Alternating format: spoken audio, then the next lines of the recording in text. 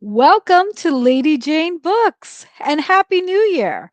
And what a better there isn't a better way to celebrate the new year and the start of 2026 than a discussion of The Shining by Stephen King with none other than Chris Moen. Hi Chris.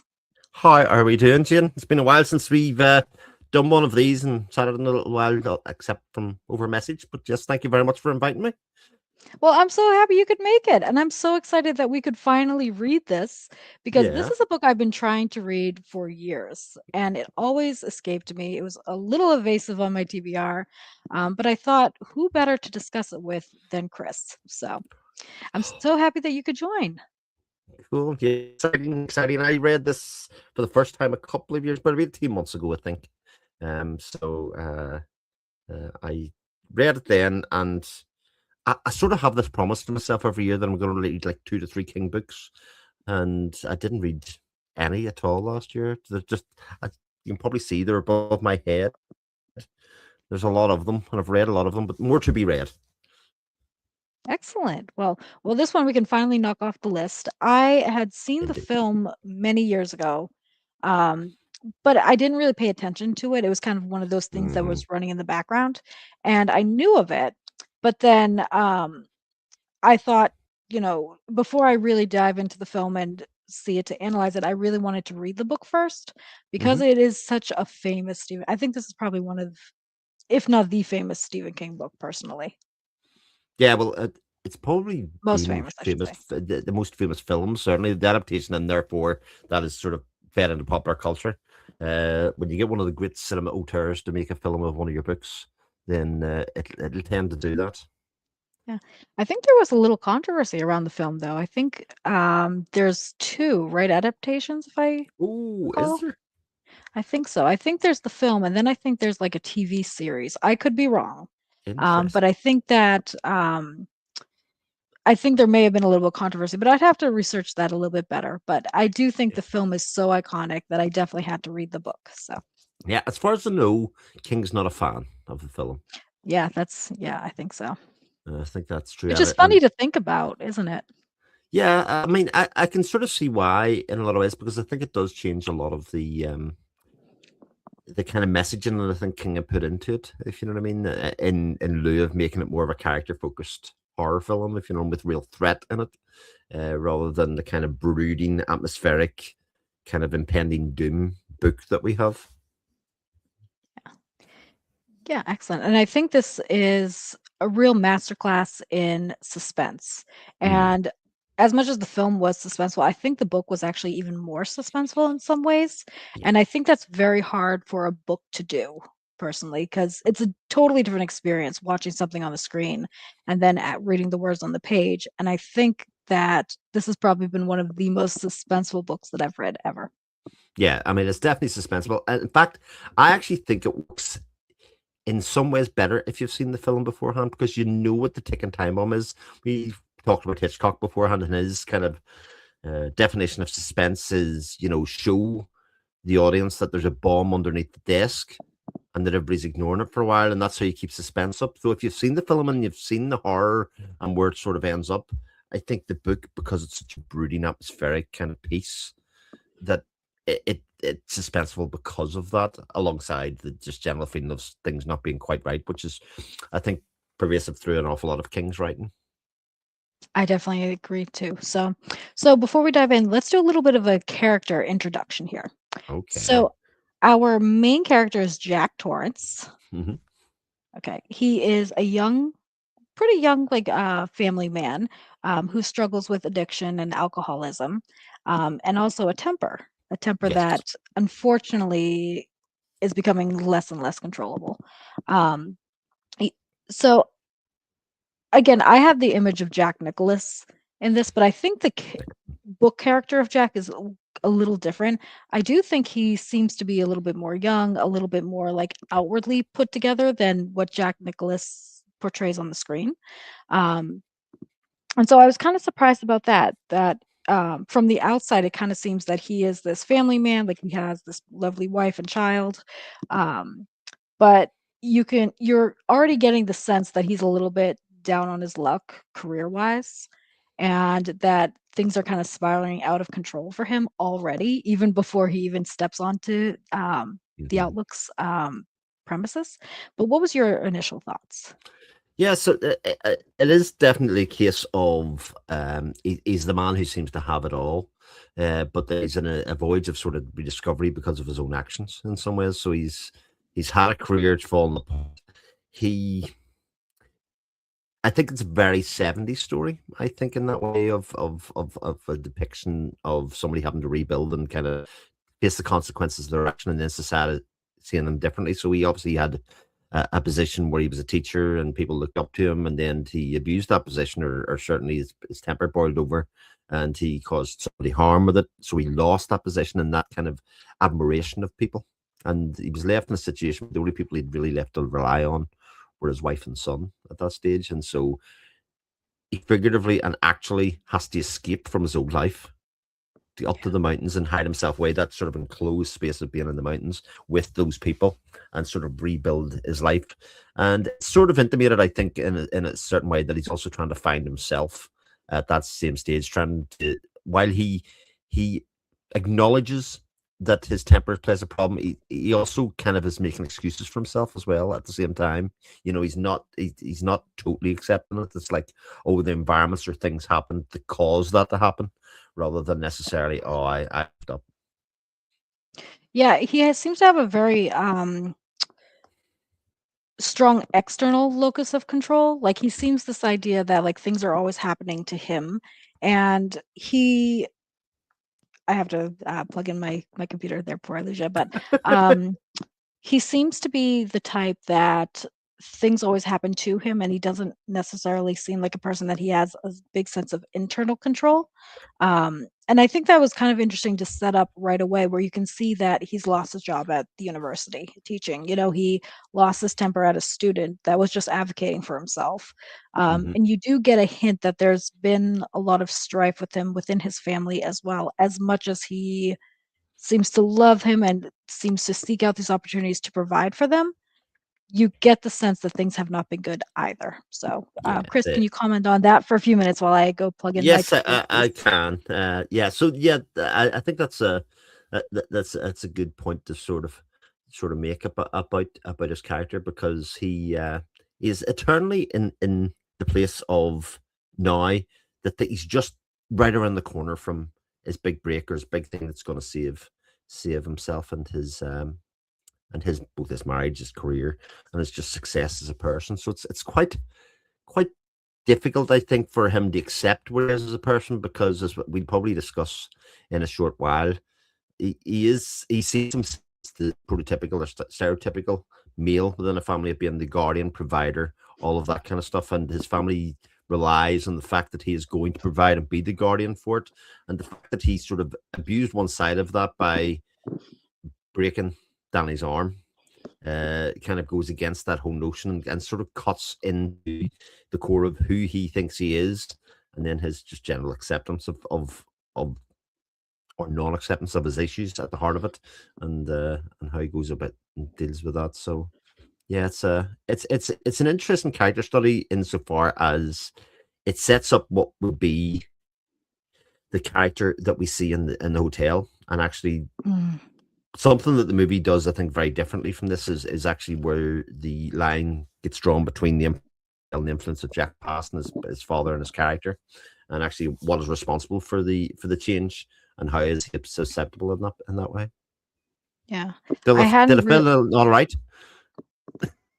Yeah, I hadn't realized that how much it is kind of like he's running away from himself, and he's constantly like running away from himself. And even though these thoughts and these actions are um following him, because he can't escape it, because you would need some very, very deep work to escape these type of things. It is kind of interesting that he picked like a very secluded giant hotel with only his wife and kid, and it's Yeah. kind of like it's kind of like he set it up that they're almost forced to work with him in this a little bit, and that I do think that reflects him running away. Like if I can run away from all these external things that are bothering me, I can be the father that I know I could be. I could be the husband that I know I could be. But unfortunately, we just see that that does not actually happen. And it's not realistic within the Yeah. story. And I do like how he ties his mental health to his ability to write creatively as well. So it's not Mm, like he's just gone away to earn money and rebuild the life of his family. He has designs and rebuilding his entire career. And this whole move going to be the savior of this. It's like this move is going to fix everything for him in some way. If I think we would have read him better if he just went away with his family in order to fix the marriage and just concentrate on that. But he had bigger designs than that. And I actually think in a large sense that is what made him susceptible to the hotel, because he didn't have a firm focus and he still was searching for answers externally to himself, and so the external forces were allowed in. yeah, and I think it's kind of interesting how again, that requires moving them into almost the most dangerous situation too. Mhm. And I kind of got the idea that he thought that this move would fix their marriage and they would be able to like work things out. I think I read a couple lines there too where this was supposed to like, help him bond at least. But you're right, even though he is in the perfect situation to do that for months on end, being snowed Mhm. in with everything you possibly need and pretty minimal amount of workload.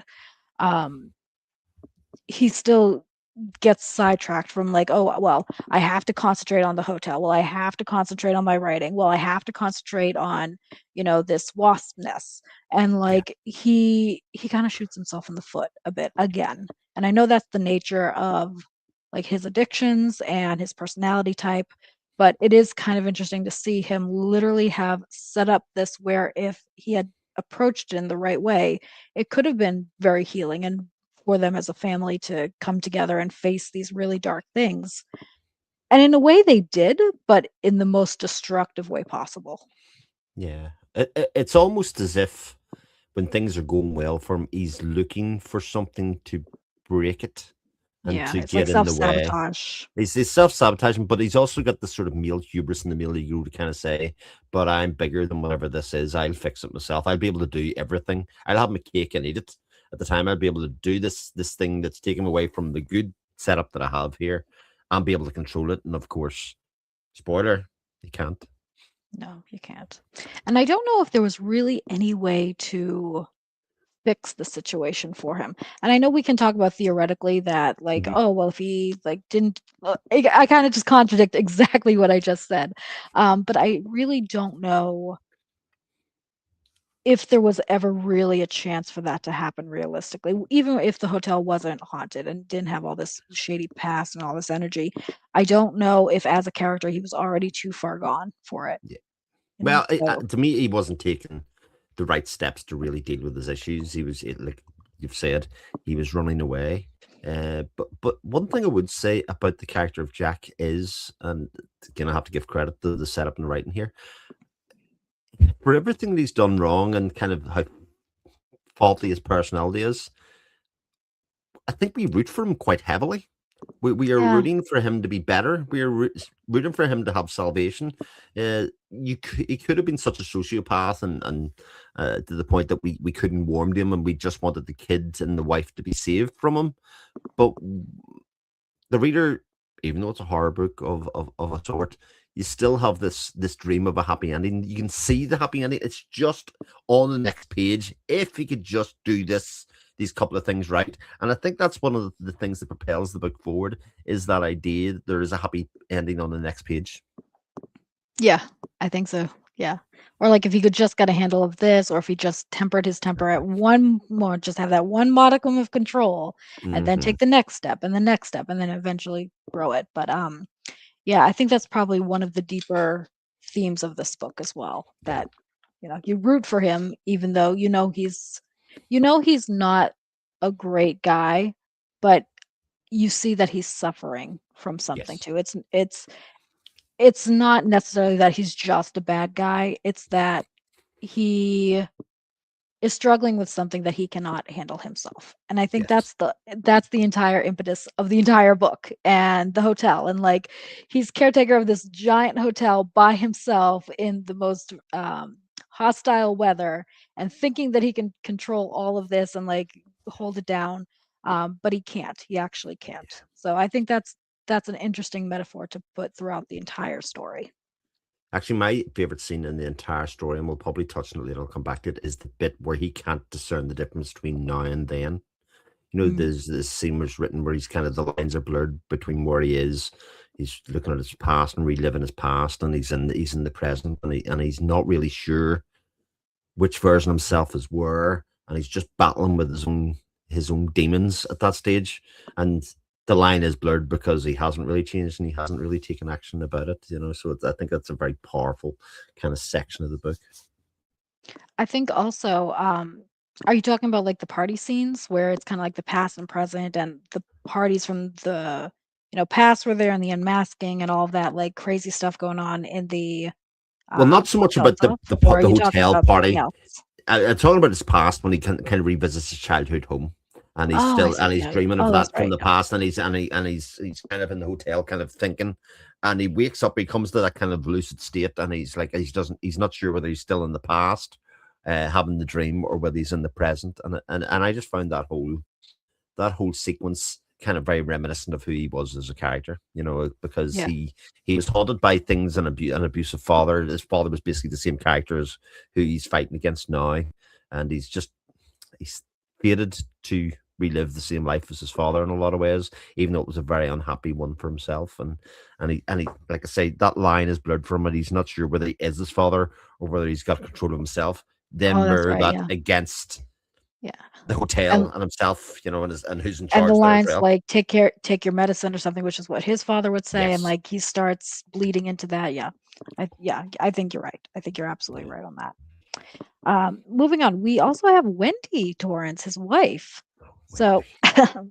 um, I didn't realize that in the book she was meant to be kind of this younger, like prettier, like kind of this idealized perfect woman Hmm. slash mother figure, which I think is a bit of a contrast to the film. She seems like she's a little frazzled and frayed, and Yes. she deals with her own issues as much as he is, although they are different. But I was kind of surprised that she was such a kind of golden character in the book, and I wasn't expecting Hmm. that. I was expecting someone a little more messy. Yeah, yeah. She's a strong character in the book. She realizes who he is, but there's still a man that she loved at one stage enough to marry when he was quote unquote successful. You know, at that stage of his life before things started evolving. She's sort of hopeful, but also pessimistic at the same time. You know, I think she's strong in the sense that she owes it to Danny to try and make it work, but also to be wary, especially like she's wary of going escaping to this private enclave as it is, you know, just them, because there's no escape for her from his dark and demon side. So she's portrayed. I really like her portrayal in the book because she is constantly on the lookout. No, overlook. There's your unintended pun there. For signs that he's going to change, or if not, that they're in danger. You know, she's sort of ready to run and go at that stage because the warning signs were there, certainly with a broken arm. I do think that she is a very good personification of like people who are partners of people who Yeah. suffer with addiction. And kind of that ever, even if it's like all of the evidence is right in front of you, there's still that hope that they will get better. And not even just like for herself, but for the partner as well, that there's always this hope that yes, he had a slip, but he really tries hard, maybe we can do this, maybe this is another. And it's like that constant almost bottomless type of hope that a lot of partners seem to have for their Mhm. partners who have addictions. Um, so I thought that was really interesting that even though we see the pattern of behavior with him and Danny, maybe off screen or off the page, and she knows that this is escalating, she still holds out that hope that he can get better in a way, and that things will get better. And even if it's totally irrational, because as we know now that, abusive behavior will escalate and it gets more dangerous Right. and more dangerous. Um, I don't know if they necessarily knew that at the time too. So Yeah. I think she's an incredible portrayal of kind of like wanting to balance that self-preservation for herself and Danny, but also pouring all of her hope into the man that she loves as well. Yeah. So I really think she's a complex and very good character. Yeah. I enjoy her portrayal on the page quite a lot. And again, one of the really nice things that develops through the story is the fact that when things do start to go well for them as a family, for the first period that they're getting on very well, they are actually totally embracing the new change, etc. And when things start to turn around, his drinking starting up again, uh, she's not sure what's happening, whether it is just Jack being Jack or whether it's the influence of something else, because other things don't seem right in the hotel. And I think that kind of ongoing, I think I, as the reader, was looking at God, if there was only some way that you could actually help him from this malevolent force. He has enough problems with the drink and he's not helping himself, but she's no way to break through because of this external force that's on him. You know what I mean? She has lost the ability to reach across at that stage, and it's almost sad in some ways that there is no saving him. He can only save himself at the stage, and you see her worry about her own safety and more so the safety of Danny. But I think that's the nature of addiction Yeah, within the story and in real life too. yeah, That is the nature that at the end of the day, someone like Jack can only help Jack. It doesn't matter how much he would have loved Danny or loved Wendy or how much Wendy loved him. At the end of the day, he is trapped in this really toxic dynamic with himself. yeah, And there is very limited things that she could have done, in that regard. yeah. Um, Completely agree. so I really like her, and I really like how she treats Danny as she doesn't she's trying to be protective of him for his safety, but she doesn't treat him like, a child in a way, because I think she Mhm. has more respect for him and being like, no, he actually knows exactly what's going on for a 5-year-old. And speaking of Danny, I thought he in the book he was way more advanced than like 5, 6 years old. He seems Yes. more like, a preteen, like even a teenager in some points. Um, so I was really, really interested to see like how Stephen King put all of this level of maturity in someone that is so young. Yeah. I mean, in the book, he is gifted in more ways than one. He has the shining, but he's also got an emotional intelligence of somebody, 3 times his Way age. beyond his years. Yeah. Yeah, way beyond Yeah. his years. He doesn't necessarily have the knowledge because there's things that he can't see because of his experience and also because of his general blind to the fact that of who his father really is, because he's his father. He just unconditionally loves him, that kind of stuff. So, but his emotional intelligence for everything else and being able to read body language of mom and dad and other people around the place, um, it's off the charts and it's totally dumbed down in the film. Like that's one of the bits I really dislike is that he's just kind of seen as a floppy kid or otherwise, because I think that gives us another insight into the world around us. This world through the child's eyes, this new environment through the child's eyes, and then putting on top the kind of mystical and supernatural elements that seem to be at play in the hotel through his eyes, of which he also has a special understanding that nobody else has. Is I, I I think every time you got to a Danny perspective, you got something really interesting because as a reader, we have slightly more knowledge than he does about what's going on. Uh, but we see him trying to put it together, and I think find it really meaty, kind of trying to dissect what he's thinking and actually what impact it will have on him long term. Yeah, I agree. I think I was just so impressed that King uses him in a way to really personify, I think, the children of people with addiction in their family dynamic as well. And this idea that, you know, um, they may have a limited understanding, but I think that a lot of people give um, a lot of people kind of discount that within Danny, like he's only supposed to be 5 years old, but That's right. he understands a lot more, even though it's thought to be hidden from them, or they don't understand, or he doesn't understand. I think the commentary that King was making was that they do understand, even if it is trying to be hidden, or but in a same way, there's an understanding, but not a complete understanding. Like they can't, or Danny, I should say, can't name it exactly, but he knows Hmm. something is off, like with his father. Yeah. And I thought that was a really interesting way to portray that kind of limited understanding, but in some way even a better understanding than some adults.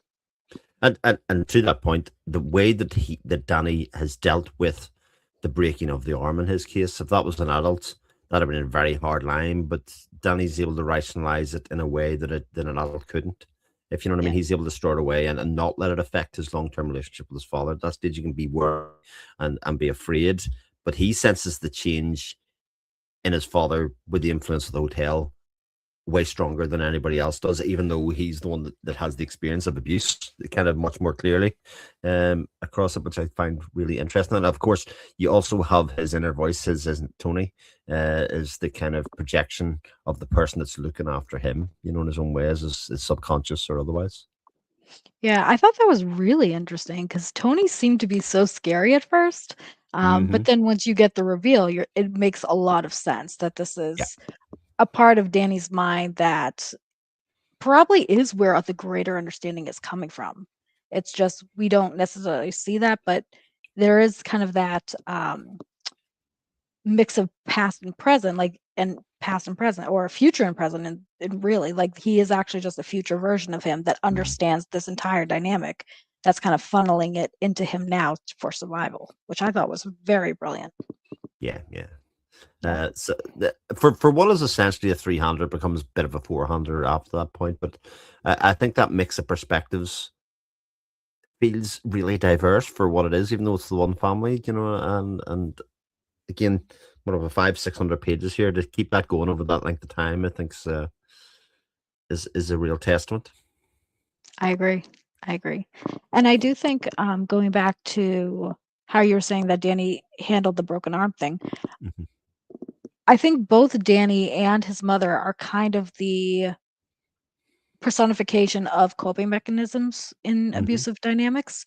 Like Danny's able to be like, oh, it was like one time, like, you know, it was an accident or something like that. Everything's fine. Yeah, Now he's still my dad. Versus now, with everything like and the resources that we talk about now, it's like, no, no, no, that was really bad. And you should go now. Like you cannot yeah, be near this person for your safety.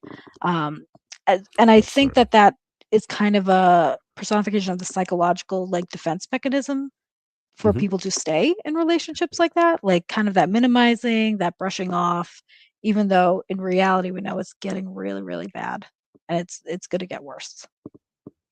Yeah, Yeah. and especially in situations like that, Jane, where I would imagine victims of abuse in that way, a bit like Wendy is doing. She's looking for signs that it's reoccurring. And those signs are confused by the fact that they're in this place that is malevolent force, alongside the fact that he's drinking. Is his drinking caused by the breakdown of the relationship? Is it caused by something else? Is it caused by, falling out of love? Because it's not the workload.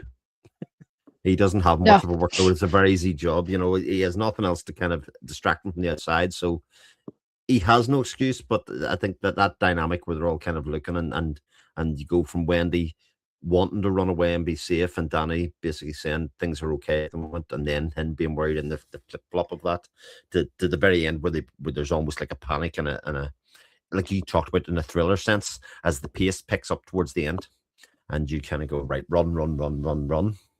Yeah. And it's kind of like it's too late, kind of Yes. like it's kind of like the frog in boiling water type of idea that, the temperature of the water is coming up, but y- the characters don't, and not that they don't notice it, they know about it, but Mhm. again, this kind of preservation of the self and the family and the situation they're in is that it's so minimized. Um, Absolutely.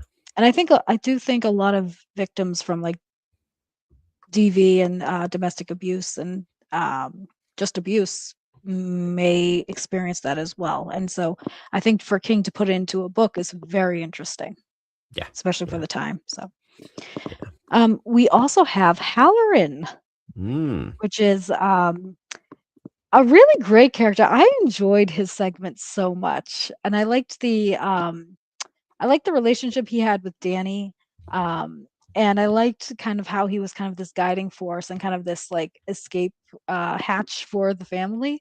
Um, I thought he was a wildly interesting character. I really enjoyed him. What did you think? Yeah, I love how he's introduced into the story as being separate from outside the family, and then he ultimately gets integrated into it, and also almost becomes the de facto father for Danny because you know in essence, they have the same gift, so that could be a son in some ways, and becomes the guardian. But the fact that they have a link over such a long distance, and again, that feeling of not only that he knows the hotel beforehand, but he's coming to save the day. I think that during that period of the time, we as the reader feel isolated with these characters and all the things that happen, the moving hedge animals, everything else that's happening. That we need the kind of feeling of oh, something good's going to happen here when this person gets here to save the day, because they understand more about what's going on here than our characters who are in the hotel that are experiencing all this for the first time. And he was a very interesting character, especially as we sort of get the push and pull of he's going to get there in time, he's not going to get there in time, and then he does get there in time, um, and also seems like a much happier character in general than anybody else in the story, if you know what I mean. He has a positivity about his life where everybody's sort of they're all trying to rebuild something that he's already done there. So yeah, I can't imagine him not being a popular character with readers of the book for that Yeah, reason. yeah. And I really liked how even at the end you can kind of see that he is going to step into that like father figure type of role or that role Yeah. model for Danny. Um and and especially how much care he had for Mrs. Torrance too. Like he's I think a character that really recognizes how dangerous a situation she was and the devastation that she experienced, and he has a lot of like grace and empathy for her as well at the time, along with being friends with Danny. So I really liked him. I thought he was a very good character. So Yeah, I'm very glad that much he so. existed. Yeah. Yeah. So I have to say, I think the Overlook is a character too in this story. I think that's probably one of the biggest characters. So Yeah, I mean, I think that's what makes the book great is the fact that it has such a. It's one of those classic ghost stories, isn't it? It's like, on the surface level, it's a hotel, but dig deep, go down into the basement, into the dungeon, open up the books. You see the history coming out on the page. It's like almost an overused trope in some ways. Is that they open up the old photo album and see pictures of something, and certainly Kubrick used that in the film to some more extent. But you get this idea that there's plenty more going on after a while as things go on, and it's only enhanced by the fact that it's not just inside the hotel; it's outside the hotel and in the hedge maze and stuff, and there's that personification of the animals in the hedge. The fact that they are actually living creatures. If they just had been trees moving, it wouldn't have been anywhere near as effective. But the fact that they are shaped as animals and that they are alive, actually, I think gives it an extra threat, gives it an extra kind of feeling of personality that it is a character because it is taken form.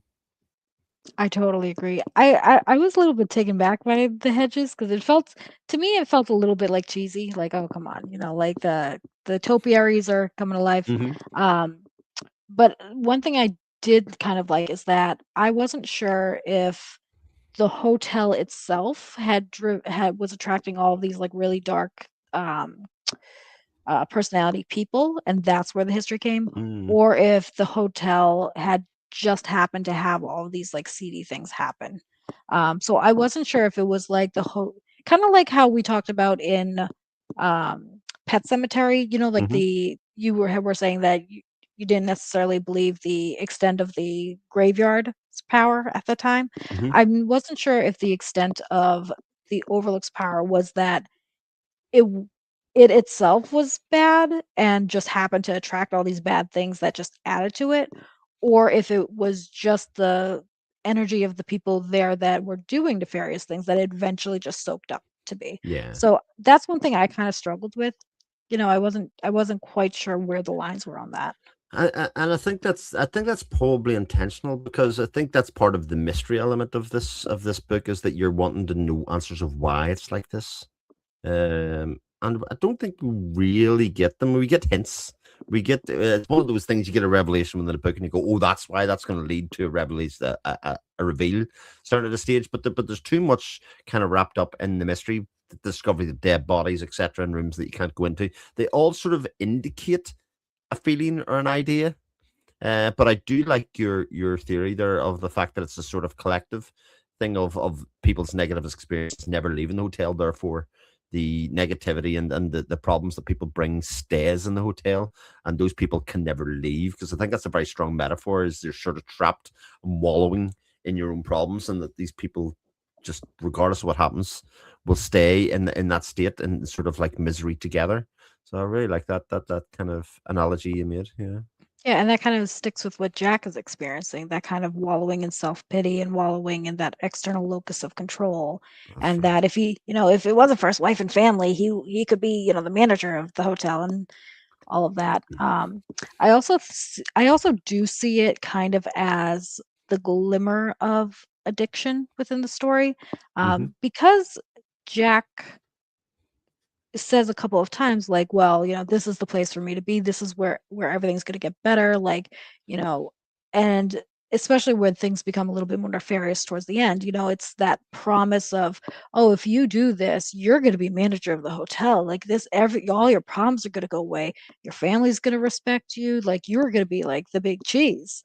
And I kind of see that as the pull of addiction, that Hmm. when a person is in it, so I'm just going to take for drinking, like when a person is in it and they see a drink, it's like, well, all your problems can go away, just one drink. And it's kind of that like seductive pull that addiction has, even though the reality of that is it's going to devastate everything. It may not with this drink, but it may Hmm. be, you might do something really bad, or eventually, it's going to tumble your life. So I do think that's kind of plays the role of like the seductiveness of Yes. addiction within that as well. And I think that's also why it kind of chooses Jack Torrance a bit, because he's very susceptible to that. Yes, absolutely. He hasn't got the what's the word, the defense mechanisms in order to fight it off because he can be seduced. He can kind of start bad habits, think he has them under control, and go along with it, and at some point make a conscious decision to choose addiction over other things that are important. And I think that seems very nicely played out in this when he does go into the hotel room and asked, what do you see? He says, nothing. At that point, he chooses to be with the hotel and he's choosing the seductive nature of the hotel over his family because that was the point where somebody actually did reach out to him and go, what's in there? Give him give him a chance to kind of own that in the ways that you do when you try and stage your intervention for people that are experiencing addiction and say, we notice your behavior's different. We think you should make a change. What do you think? What do you see? What do you find? And they lie and they cover and they make a choice to go in another direction.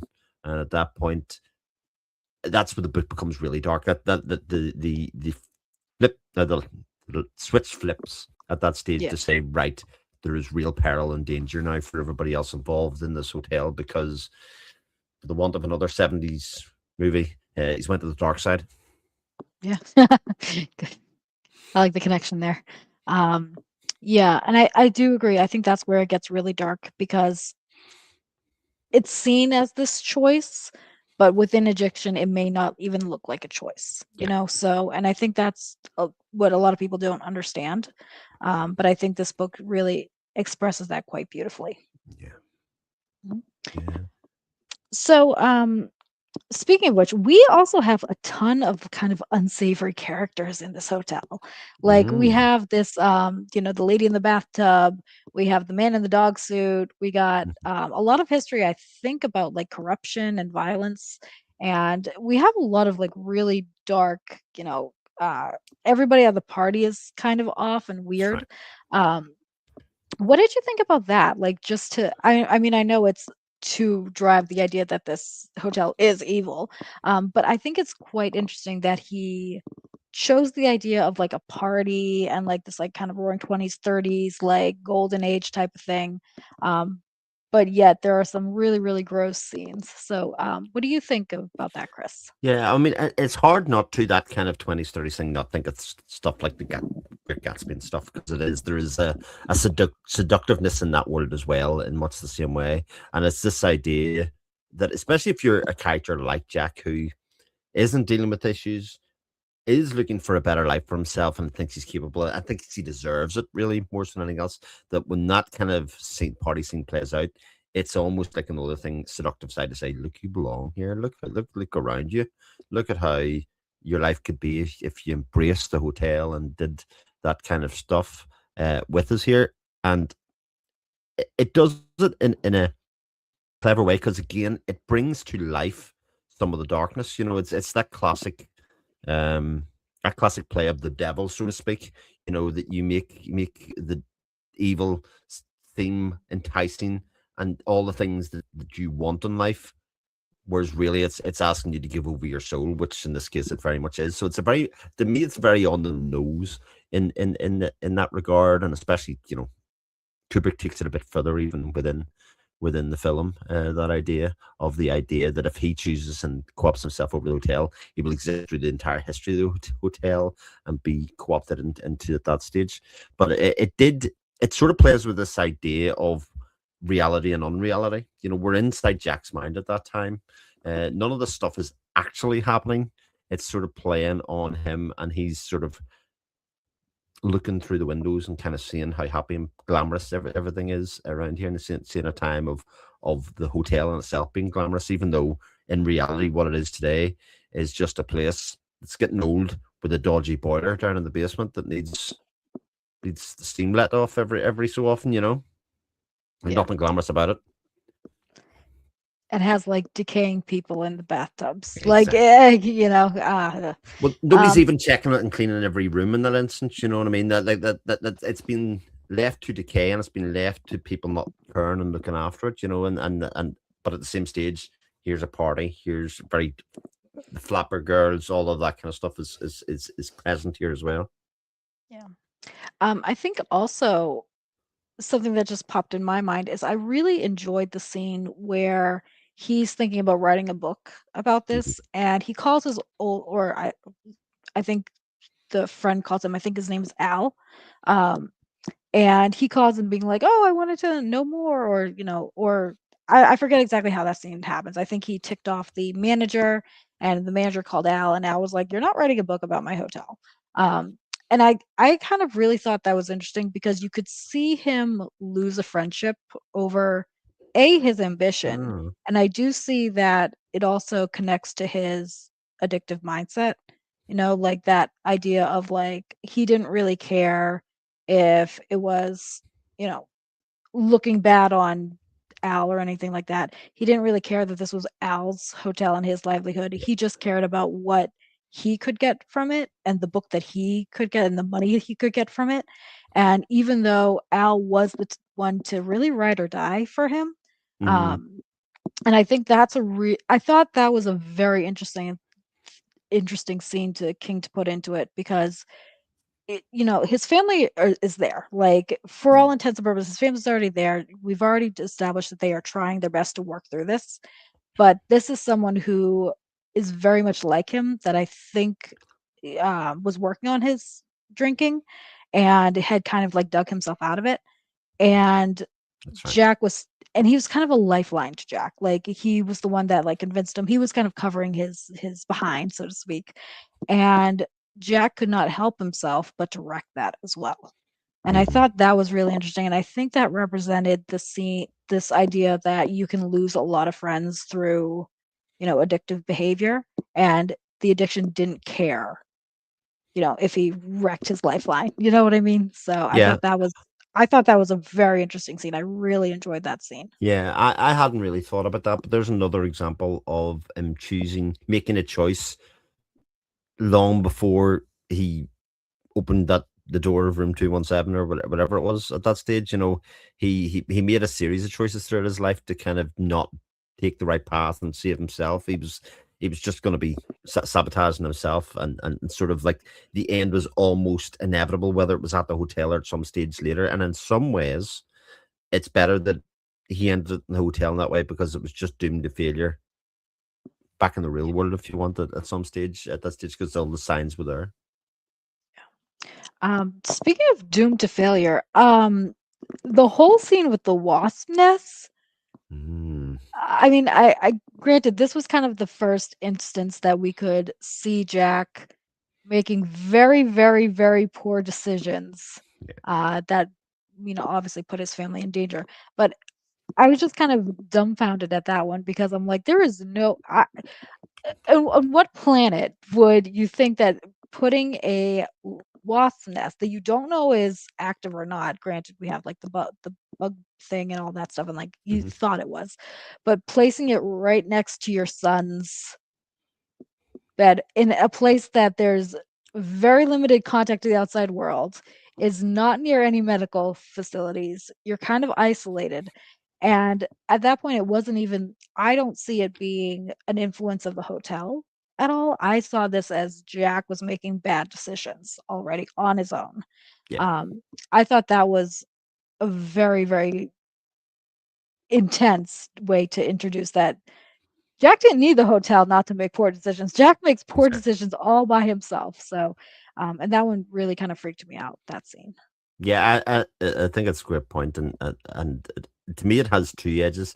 I think at that stage, again, he before that he was starting to get into a good place, and obviously things were going well. And I think again, his ego hubris basically says he can play God. He's good over that domain, so he can basically do anything within that world, and he's in control of it, and he'll take part of it. But obviously, they are very, very poor choices for himself, and he's just not thinking clearly about consequences and that kind of stuff, which seems like to be a pattern of his entire life at that stage, that he just hasn't got the ability to focus for long periods of time and set himself.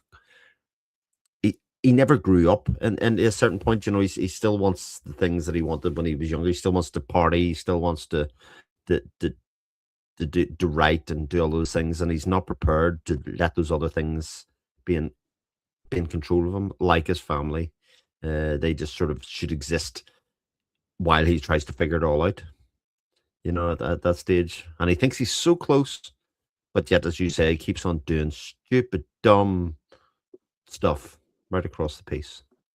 Yeah, exactly. And that type of carelessness is actually the thing that puts his family in danger and Yeah, himself in danger.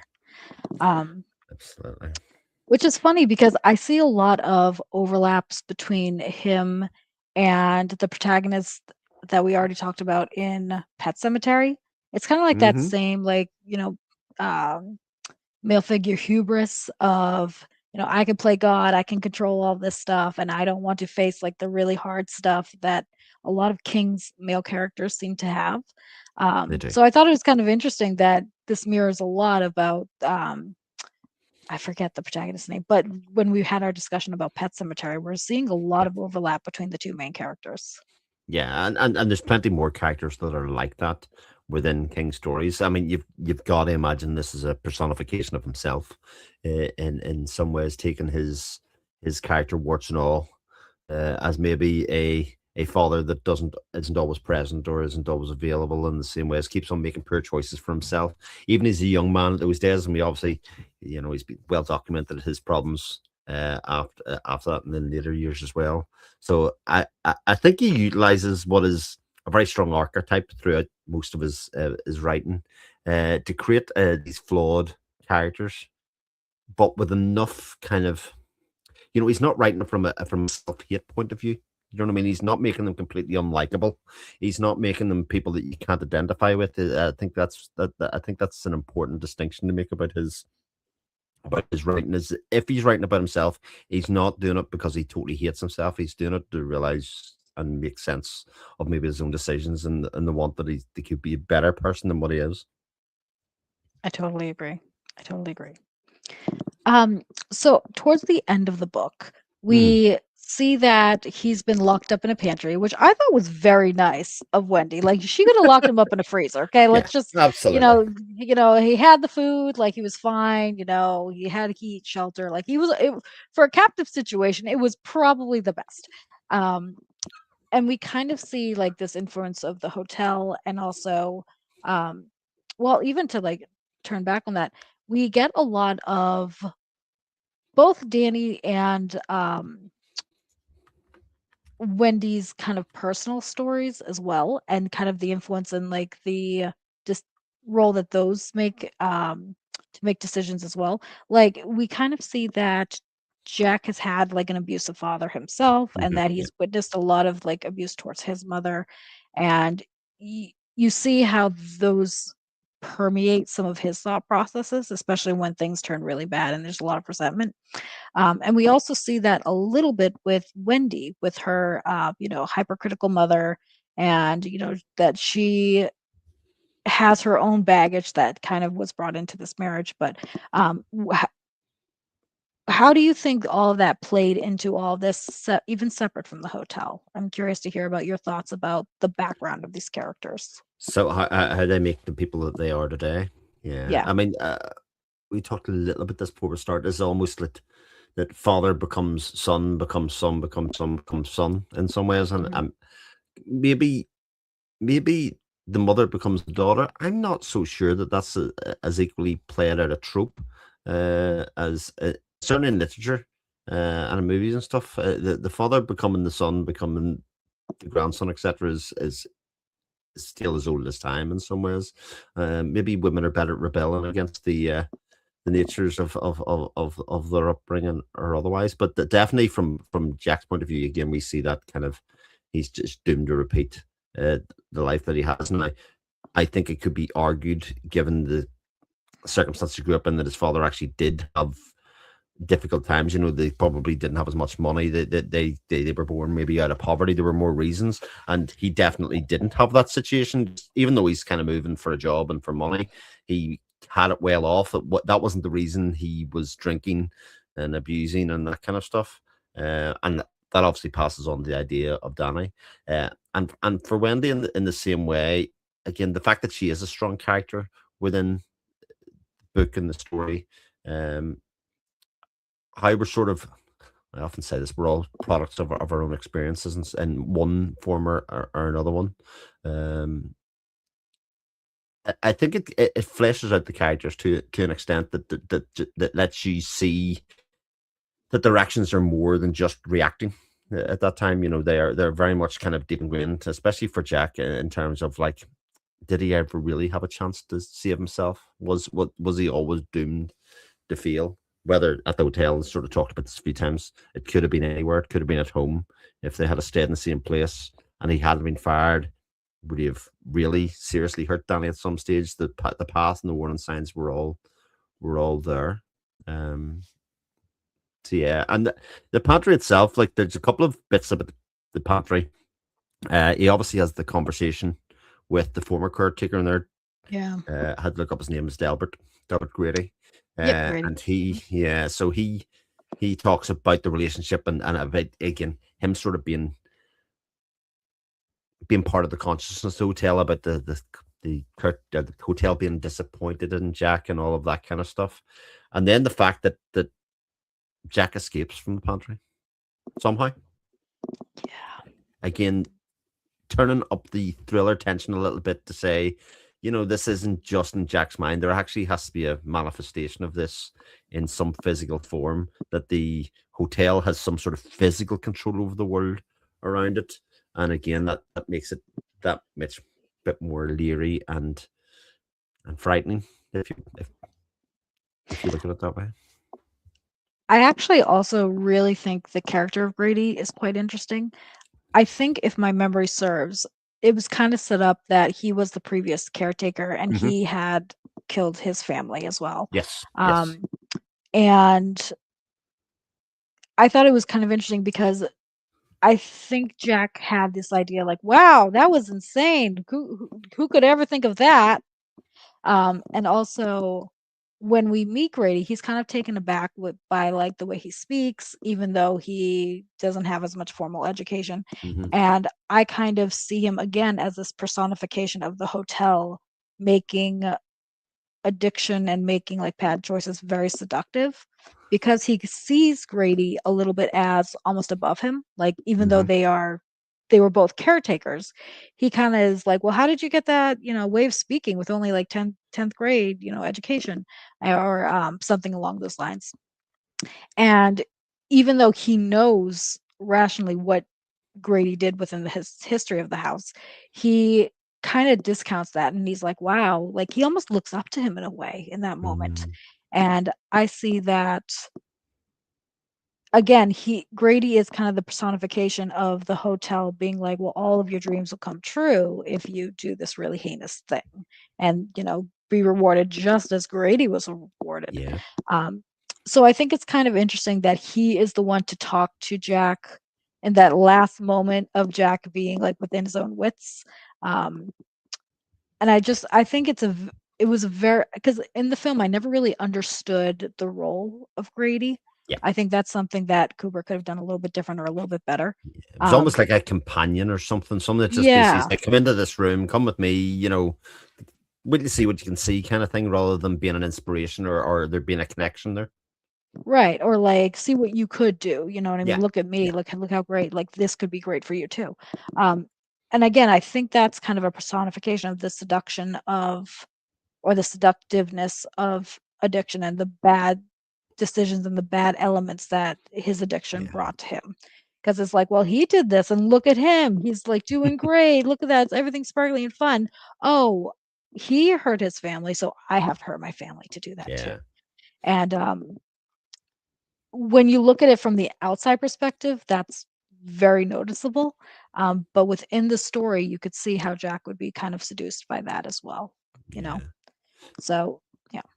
I think another point of that is, and I think this is a sort of message to the reader at the time when we find out that Grady has murdered his own family. It almost says to the reader, "See, Jack has no choice. This is just what all the caretakers do." It's almost given us permission if feel okay if Jack kills his family because it's just what happens here. It's just Part of the none job. of these. It's my It's part of the job. Yeah. job. Indeed, exactly right. And it's not necessarily a character flaw in his case because again, I still think at this stage, even right up to the very end when we want kind of Wendy and Danny to get out safely, we also want it not to be Jack's fault.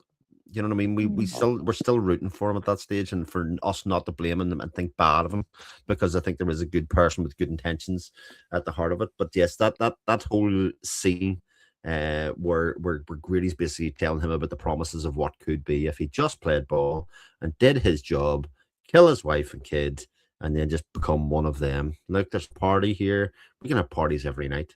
We could be, just The living it alcohol up. would be flowing, and, Oh, absolutely. on the house, and yeah. Yeah. Mhm.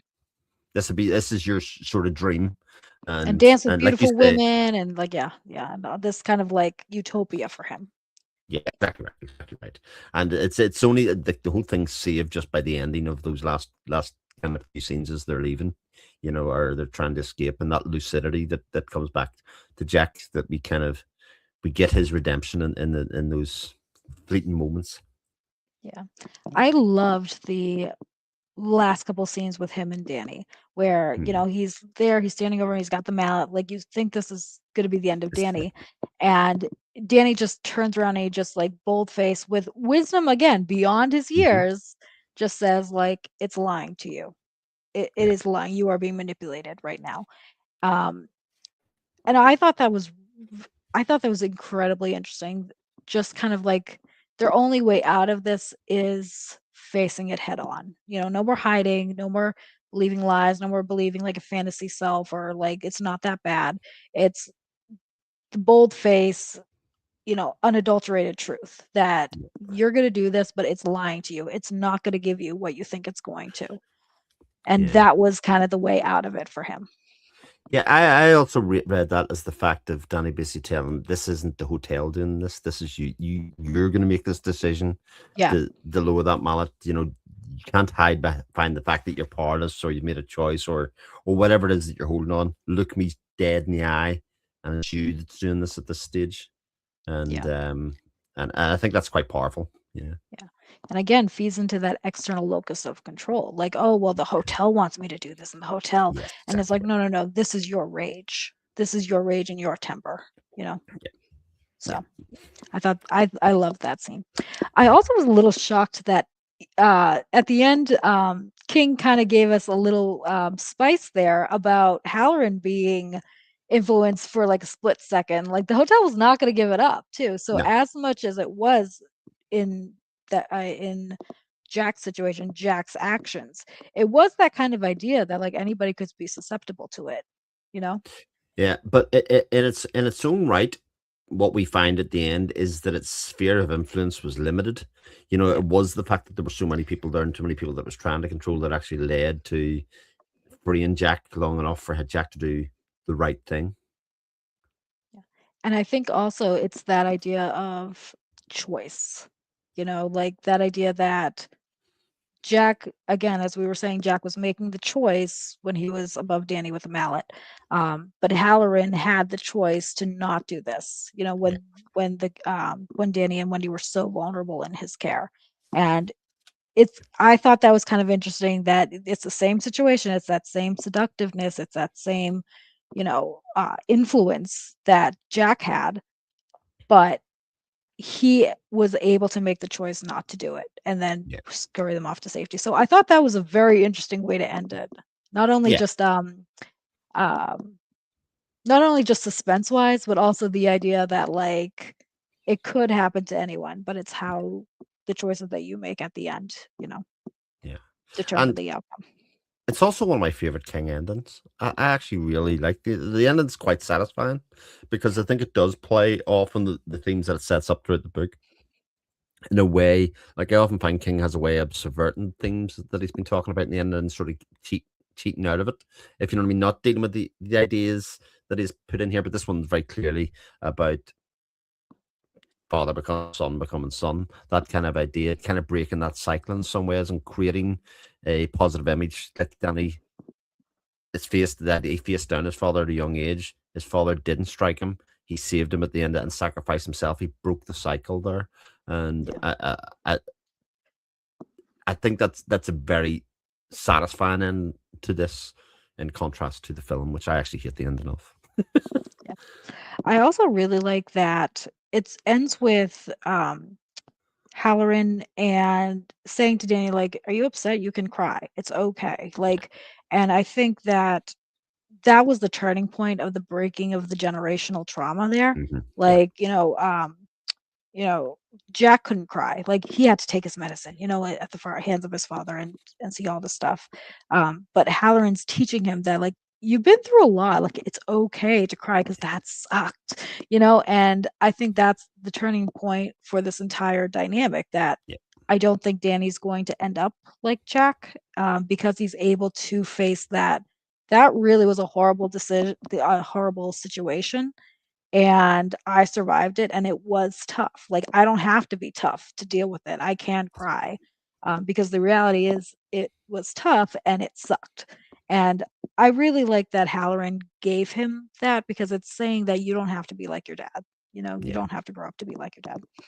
And I think one of my favorite, I think, quotes of all of this is when he's explaining to Danny that, and I quote, "The world's a hard place, Danny. It don't care. It don't hate you and me, but it don't love us either. Terrible things happen in the world, and there are things no one can explain. Good people die in bad, painful ways, and leave folks that love them and leave the folks that love them all alone." And you grieve for your daddy, and when you feel like you have to cry over what happened to him, you go in your closet or under the covers and cry until it's all out of you again. Mhm. Um, but see, you get on. That's uh, that's your job in this hard world, to keep your love alive and see that you get on no matter what. Pull your act together and just go on. End quote. Yeah. And I thought that was such an incredible way to end the story. I think that's one of the most beautiful quotes that I've ever had. I think it's very powerful, and I think not only does it talk about Danny and his trauma and how he's going to handle his trauma, but I think that can be applied to basically any situation in the human condition. Yeah. And I loved that. Yeah. So It also speaks to who Danny was as a character, as we talked about at the very start. A very emotionally mature young person. So the fact that a lot of the resonance and the realization of the story comes out in an emotional kind of development for him to make sense, give him some knowledge about how to deal with these new emotions that are coming his way as he's trying to make sense of it. I think just makes complete sense as yeah, we yeah. get to the end. Yeah, but I just love that where Jack was seen like you have to like be manly and take your medicine, and anyone who disrespects you, just That's right. leading or all that this really toxic stuff. And this is the idea that it's like no, you can internally deal with it and move on, because it is going to be hard, it is going to be difficult, but then you move on too. And Yeah. I liked that that's how it ended for these characters personally. Yeah. And also very representative of the kind of themes of the nation, I think, at the time, because I'm doing with Steve and some of the others, Steve and Jared over in the page turn, we're doing what's called the Oscars Project, going through every Oscar winner at the time, and there's kind of Ah, themes when you put all those things together. So The Shining, both book and film, around that time where the Oscar winners were Kramer versus Kramer, Ordinary People, the very in terms of different, very family led dramas about very small things in life, and this sort of fits very squarely in that type of story, albeit within the context of this haunted hotel or this demonic hotel, if you want to do that. Actually, it's about the close knit family and how they deal with their own trauma, the shared trauma, and all that kind of stuff. And still, like, the biggest show of the year was Stranger Things. It's another one about shared trauma. It's pretty much in a mm. similar theme. These themes still pervade throughout storytelling and society. That would be it. I've been very into Stranger Things this last couple of months, so maybe we'll have to have a discussion about that if we could Mm, wing it some way, because there's a lot to talk about with that too. there is, there is. Um, but to finish up, any final thoughts about The Shining? Anything you liked, you disliked? Anything, Chris? Yeah, so I didn't say in general. I like The Shining quite a bit. I find it a very tough read because is it's so dour the whole way through. Like, there's very little levity throughout the story at all. And for such a long book, you have this sense of impending doom, and it starts to weigh a little bit. Now, as King's writing goes, it's always incredibly propulsive, and you get to the end, and it has really good introspective looks at people and that small family unit at that stage. So it's not like an all time favorite or anything. I do enjoy it, but it's just it can be a bit tough. It's not the kind of book I'd be surprised if somebody read this every year. That kind of book. This is one of my favorites. I read The Shining every year. I can see certain King books where I could definitely say that I could see that about, but this one it's just a bit too much in one go to be doing regularly.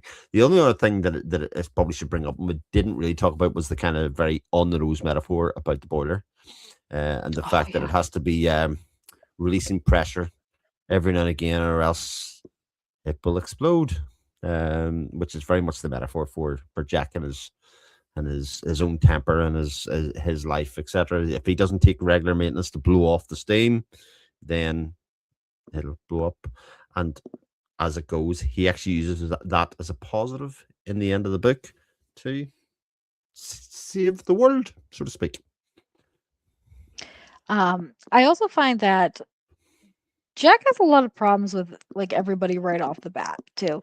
Because I remember when he first meets Ullman, he doesn't have a very good opinion of him. Yeah, that's right. And like he kind of hints that he didn't have very good opinions of some of the students that he was working with. And there's very few people that he actually likes. Um, and I think a little bit um that connects with his like kind of his ego a bit. And then I Mm-hmm. think that also feeds into this boiler thing that, eventually the ego is going to like all these little things that he doesn't like, and all this like kind of like starting a fight pressurizes until he self-sabotages as well. And we saw that with Ullman. We saw that with the student that he hit. He sees that with That's right. Danny, and the fact that he broke Danny's arm. So I agree with you. I think it was a very good metaphor for the pressures building, and automatically it doesn't work. The impression is that it doesn't work. Okay, it does not work normally at all, and Yeah. it needs all this maintenance. Um, and that's kind of like how Jack is anyway. Like a lot of his interactions are not going to be pleasant. They're going to automatically be hostile because he doesn't think well of a lot of people. Yeah. And it Because also, the metaphor works in the end, that it's not events that are making and things happening to Jack that are causing this to go off. It just needs regular maintenance. It just needs to be done all of the time as an ongoing concern. And it's the thing that he doesn't do himself. He just kind of is, and that's things build up to the point that it does spill over and it does end in a violent act or other than that. Whereas if you'd have just released the valve every 24 hours, 48 hours, it'd have been fine. yeah, yeah, I think Jack is a very tormented character, and I think Yeah. he needs a lot of help. A lot of help. Yeah. Well, we'll not need to worry about that. He's dead now. So, Oh, that's true. That's true. And so is the Outlook. So that's cool. Um, any final thoughts, Chris? Anything else that we should talk about before we wrap it up? no, I can't think of that at all, other than, go read the book as usual, and drop your Absolutely. comments and stuff Yeah. in. It's a very good winter read. So I read this for a Yeah, wintry that's read. I started when it was snowing. It's very good for like a wintry, cold, snowy read. So yeah. Plenty of snow in the book, and plenty of theme in the book. plenty of snow. Snowed in. Yeah, indeed. All right. Well, that was our discussion of The Shining by Stephen King. Chris, if people want to see more of your content, where can they find you? Oh, that's a good question. So I do have a YouTube channel, which is the Chronicle of Chris, which I neglect to upload on. But that is not to say that I don't do plenty of other content with other people. I have a podcast where we talk about sci-fi books every Nice. week called Speculative Speculations, which we do on a weekly basis, where we read 100 pages of a sci-fi book and a short story every week. And we are currently in the middle of Revelation Space by Alistair Reynolds. The one we're book 2. We're just about to start book 2, their redemption arc. So if you're interested in that, you can find me there, or you can just generally find me on pagegn.com, where there's a group of people, lovely book nerds that hang out there. Awesome. Well, thank you so much for reading The Shining with me, and thank you so much for this awesome discussion. Yeah, thank you for inviting me anytime, Jane. Always Excellent. massive amount of fun. Thank you. Thank you all so much for tuning in, and we'll see you next time.